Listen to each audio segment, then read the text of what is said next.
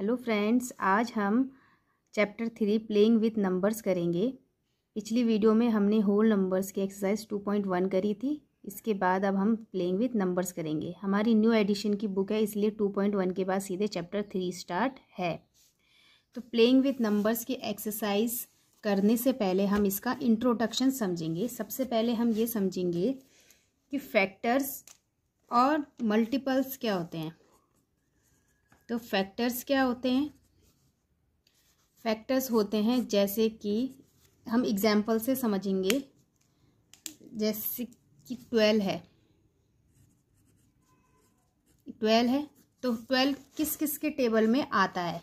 जैसे कि 12 जिससे पूरा पूरा डिवाइड हो जाए, तो हमें पता है कि 12 एक तो 1 के टेबल में आएगा, 1 के टेबल में आएगा। अपने टेबल में तो जो भी डिजिट होती है वो सब अपने टेबल से डिवाइड हो जाती है। एक तो ये जाएगा, ये है ना, 12 1 जा 12। फिर दूसरा 12 किससे जाएगा? 2 से जाएगा, 2 6 जा 12। इससे भी पूरा पूरा डिवाइड हो रहा है और रिमाइंडर 0 बच रहा है। फिर 3 से देखेंगे तो 3 से भी जा रहा है, 3 4 जा 12, 0 बच रहा है। फिर किससे जा रहा है? 4 से भी जा रहा है, 4 3 जा 12। तो ऐसे करके जिससे ये पूरा पूरा डिवाइड हो जाए। ये तो हमने सिंपली डिवाइड करके देखा। तो सिंपल वे में फैक्टर्स वो होते हैं जो, जैसे 12 है तो 12 किस किस के टेबल में आता है। तो सबसे पहले 12 किसके टेबल में आएगा? जैसे 1 मल्टीप्लाई 12, 12 2 के टेबल में आता है। 2 के टेबल में कितने बार में आता है? 2 6 जा 12। 3 के टेबल में आएगा, 3 4 जा 12। 4 के टेबल में अब आएगा, 4 3 जा 12। तो अब ये हमें लिखना ज़रूरी नहीं है क्योंकि ये हो चुका है। तो हम सिंपल वे में कहेंगे कि इसके फैक्टर क्या क्या हो सकते हैं। 1 2 3 ये इसके फैक्टर हैं, 4 6 12 ये इसके फैक्टर हैं। तो 1 एक तो अपना खुद 1 हो जाएगा, 2 3 4 6 और एक खुद अपना टेबल होता है जिससे वो पूरा पूरा डिवाइड हो जाता है। तो ये तो एक समझाने के लिए बताया कि जिससे वो पूरा पूरा डिवाइड हो जाए। सिंपल वे में जो डिजिट अपने टेबल में, जो डिजिट किसी टेबल से पूरा पूरा डिवाइड हो जाए, जैसे ये 1 से भी पूरा डिवाइड हो जा रही है, 2 3 4 6 12, तो ये इसके फैक्टर्स हैं। फिर आता है मल्टीपल्स। मल्टीपल्स से हमको समझ आ रहा है कि मल्टीप्लाई।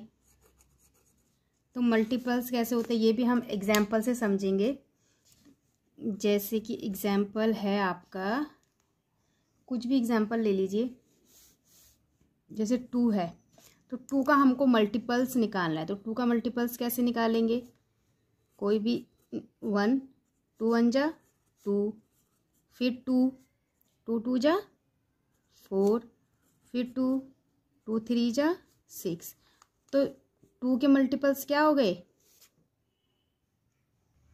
तो 2 के मल्टीपल्स क्या हो गए? 2 4 6 8, जो ये 2 के टेबल में आ रहे हैं। मल्टीप्लाई करते करते करते जो आ रहे हैं ये इसके क्या हो गए? मल्टीपल्स हो गए। अब हम समझेंगे कॉमन फैक्टर्स। कॉमन फैक्टर्स क्या होते हैं?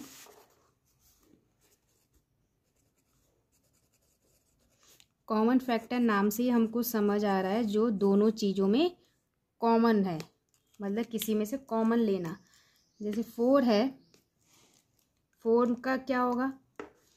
पहले फैक्टर बताएंगे हम। 4 का फैक्टर, 4 किस किस के टेबल में आएगा? एक तो 1 के टेबल में आता है, फिर 2 के में आएगा, 3 के में नहीं आएगा और फिर 4 के में आएगा। ये तो क्या हो गए? 4 के फैक्टर्स हो गए।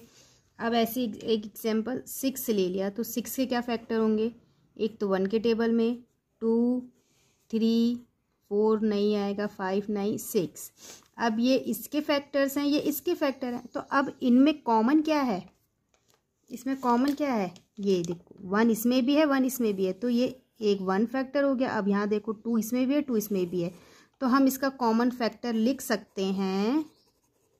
क्योंकि कॉमन फैक्टर हमेशा 2 डिजिट में ही आएगा ना, तभी तो कॉमन निकालेंगे। तो इसका कॉमन फैक्टर क्या हो गया? एक 1 और दूसरा 2, तो ये इसका कॉमन फैक्टर है। ऐसे ही आता है कॉमन मल्टीपल।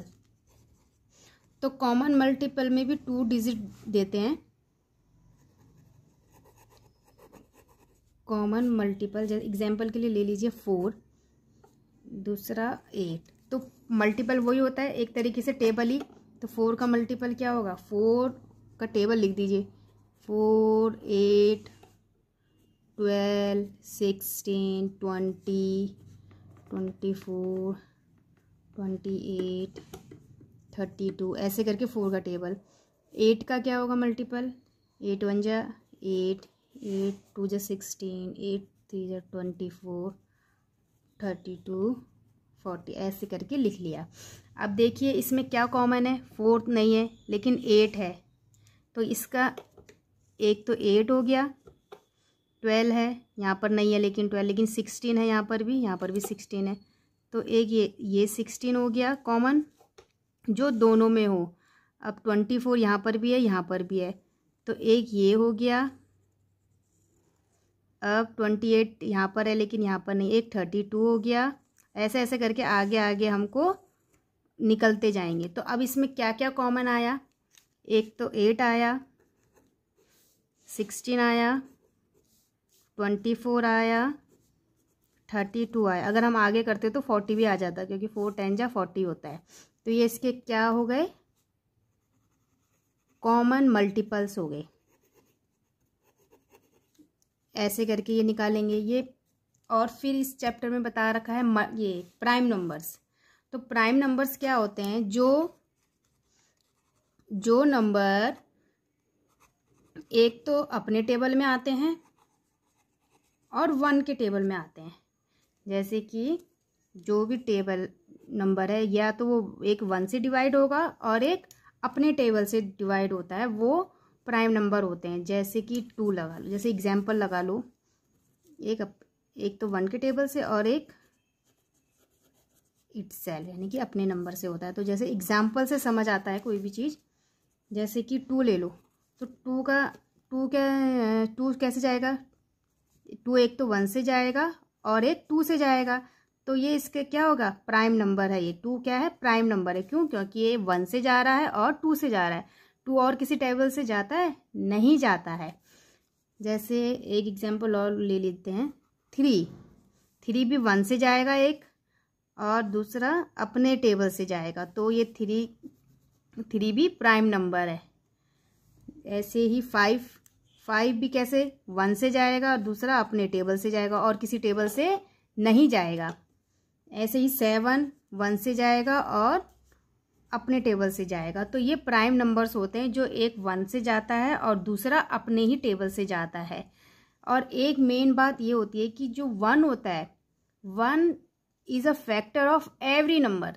1 हर किसी नंबर का फैक्टर होता है। तो ये प्राइम नंबर है। प्राइम नंबर्स ये होता है जो 1 से और सिर्फ अपने टेबल से जाता है, वो प्राइम नंबर्स होता है। दूसरा आता है कंपोजिट नंबर।